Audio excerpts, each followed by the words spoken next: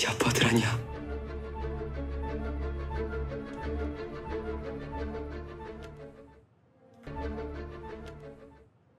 드디어 해내셨군요. 축하드립니다.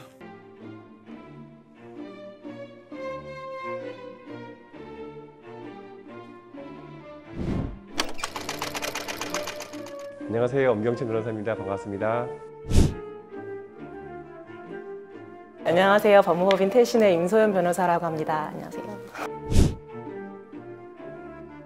예, 워낙 깔끔하게 남편이 나쁜 놈이고 완벽하게 나쁜 놈이라서 유리할 게 없는 의뢰인을 위해서는 빨리 죽어주는 게 저는 의뢰인한테 도움을 주는 거라고 생각합니다.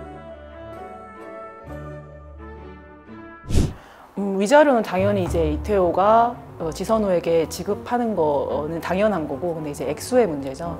제가 이제 선임을 해서 소송을 진행하게 되면 이제 위자료 5천만 원 일단은 하고 그 외에 이제 재산 분할하고 이제 그렇게 할 것 같습니다. 예. 왜냐면은 위자료를 뭐 1억 청구할 수는 있을 거예요. 근데 그만큼 이제 인지대라든지 그 법원에 제출해야 되는 그런 비용들이 더 많이 늘어나거든요. 근데 뭐 그럴 수는 있습니다. 제가 근데 진행한 사건 중에서도 위자료를 1억으로 한 것들이 있긴 있어요. 근데 그거는 상대방한테 그 뭔가 내가 이만큼 화가 났고 힘들다라는 걸 보여주고 싶어하는 의뢰인이 있어서 이제 그걸 표현하기 위해서 그렇게 한 거지, 그게 사실은 뭐 실질적으로 1억을 청구한다고 해서 1억이 인용될 가능성은 없죠. 최소 2천만 원이고 한 3천만 원 정도가 적정하지 않을까. 경력이 적은 변호사라면 의뢰인이 원하니까, 또는 그게 의뢰인한테 도움이 될 거라고 생각해서 지선우가 내 친구랑 바람도 피웠어요 라든가 등등을 주장을 할 것 같은데요. 뭐 묻은 개가 그죠? 뭐 한다고. 그 재혁이 내 친구잖아! 이태호의 흠이 워낙 커서 오히려 문제 삼지 않는 게, 결국 이태호의 잘못이 100이라고 하고 하면 지선우의 잘못이 30이면 70만 주라고 할 텐데요. 그 70이 이미 제 판단으로는 5천이 넘어갔기 때문에 3천만 원까지 깎는 거는 매우 쉬울 거라고 보거든요. 근데 이제 1, 2천만 원을 덜 주자고 빠득빠득 우겨서 합의를 안 하고 판결을 하면, 판결문에는 내 의뢰인의 비행이 낱낱이 기재가 되고, 그건 영구보가 문서고 1일차는 더 주고 합의를 함으로써 그냥 조정조소에는 그죠? 누가 누구한테 왜 주는지 이유가 없어요. 이태호가 지선우한테 얼마나 지급한다, 재산 분할을 안 받고 위자료로 3천만 원을 주겠다고 저는 즉시 합의를 할 것 같아요.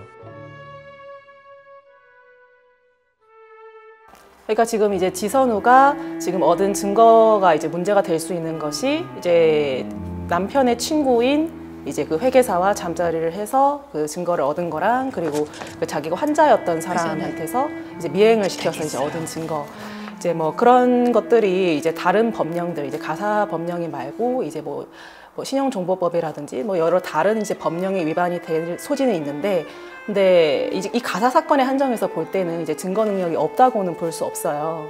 판사님께서는 이제 뭐 자유심증주의에 의해서 그걸 증거 일단 능력이 있다고 보고, 그 증거력 자체, 그 증거를 어떻게 판단할지 이제 판사님께서 자유롭게 판단하시는 거기 때문에 제 생각엔 이태호 측에서는 이거 자체를 증거 능력이 없다고 하면서 이 증거 자체를 이제 사건에서 배제시킬 수는 없습니다. 네.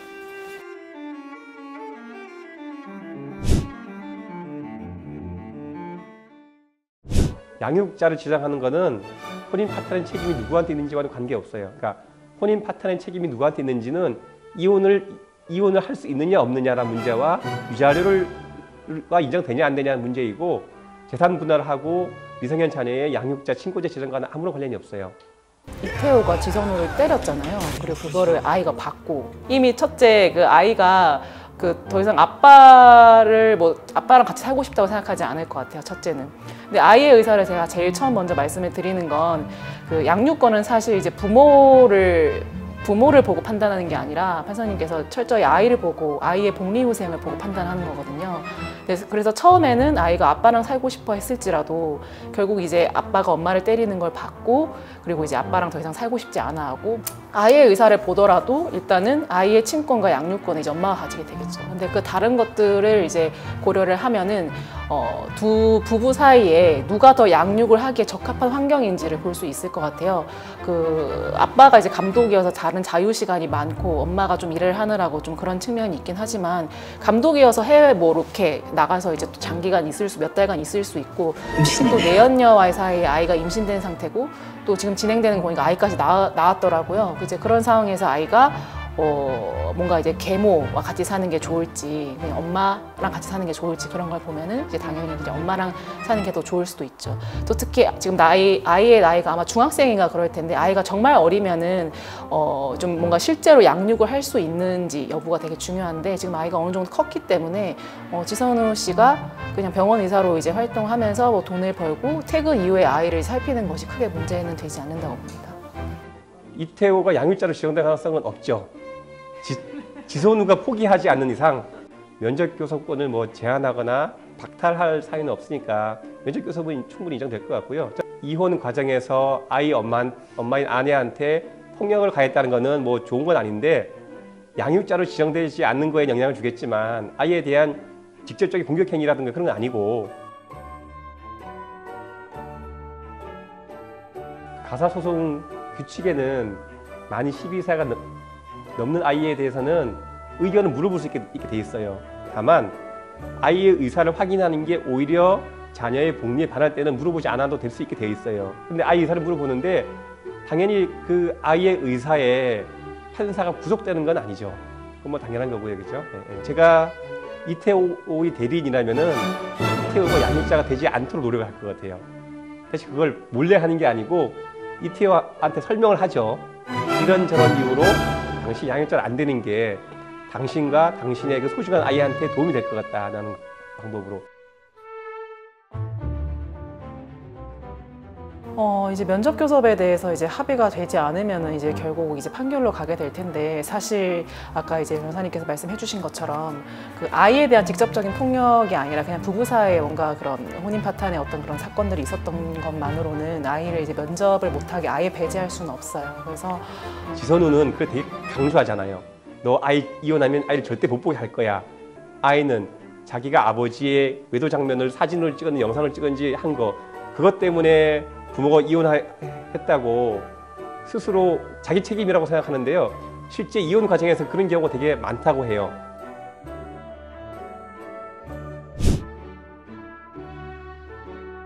지선우 씨가 이제 의사로 돈을 벌고 이제 여러 가지 자산을 이제 불렸고 이제 남편은 이제 감독으로서 활동을 하면서 그 외에 뭐 투자 활동 같은 걸 하며 이제 집을 이제 뭐 저당 잡아서 그 돈을 투자하고 뭐 아이 앞으로 되어 있는 뭐 이제 연금, 보험 이제 그 약관 대출을 받아서 이제 이렇게 한 것 같은데요.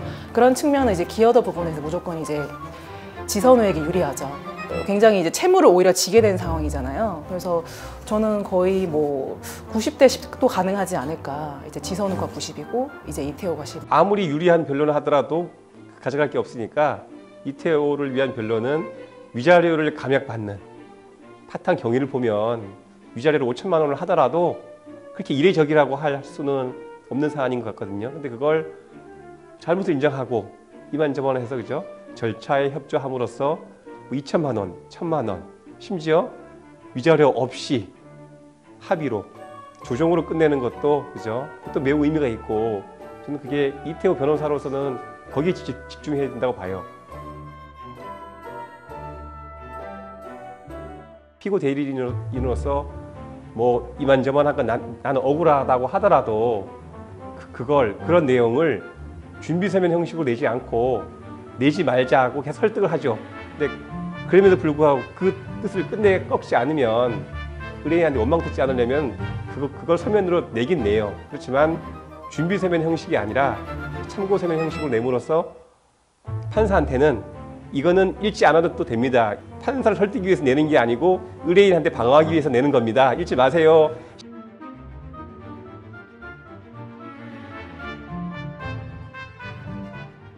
가사소송은 정치랑 똑같다고 봐요, 저는. 그러니까 선거가 프레임 싸움이지 않습니까? 그죠? 이혼도 프레임 싸움이에요. 만약에 내 외도가 이혼 사유가 아니라 내가 돈이 없다고 너보다 사회적 지위가 낮다 하고 우리 어머니 가난하다는 이유로 네가 나와 우리 어머니를 무시하지 않았느냐. 그러면 이 파탄의 원인은 남편의 부정행위가 아니라 내가 배우자로부터 부당한 대우를 받았다. 그것도 이혼 사유거든요. 배우자가 내 직계 존속에 대한 부당한 대우를 했다라는 걸 이유로 제가 소송을 제기하거나 프레임 전환을 할 것 같아요. 그 얘기를 하는 거예요. 저는 무능력을 못났어요. 그렇지만 저는 돈 생기면 50만 원을 벌면은 제 뭐 용돈하고 그죠?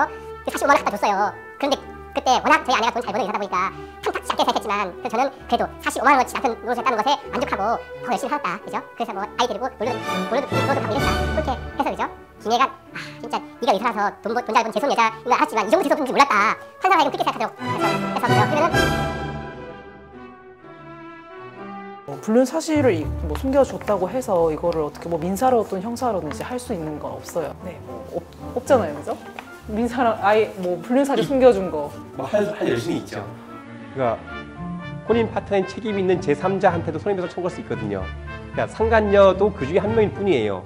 상간녀를 도와주고 남편을 도와줘서 남편의 불륜을 도와줘서 그 파탄이 이르게 된 거지 않습니까? 그죠? 그래서 회계사, 친구인 의사 이런 사람들 다 피고 1 남편, 피고 2 상간녀, 피고 3 도우미 1, 2, 3 이렇게 넣을 것 같아요. 뭐 2년 동안 아이를 못 봤다고 하지 않습니까? 그죠? 그게 가정폭력 특별법에 의해서 인정되는 그 접근금지는 2년까지는 안 될 텐데 그게. 그쵸? 이게 그쵸? 뭐 보면 이제 의뢰인분들 보면은 이제 저희가 그냥 사문을 작성하는 게 아니라 의뢰인분들이랑 이제 면담도 하고 또 나름대로 이제 적어주신 거 내용을 토대로 하면은 무슨 말을 하고 싶으신지 모르는 경우들이 있어요. 왜냐면 자기는 자기 머릿속에 다 있으니까 이제 글을 쓰는데 이제 거기에 누락되거나 이제 그런 부분들이 많은 거죠. 그러면은 이제 변호사 거기서 끄집어내는 거죠. 사실관계나 이제 필요한 것들에 대해서. 그래서 저는 뭐 이혼 소송을 하면은 이제 변호사가 이제 선임을 해서 진행을 하시는 게 여러모로 좀 필요하지 않을까, 네, 그런 생각을 합니다.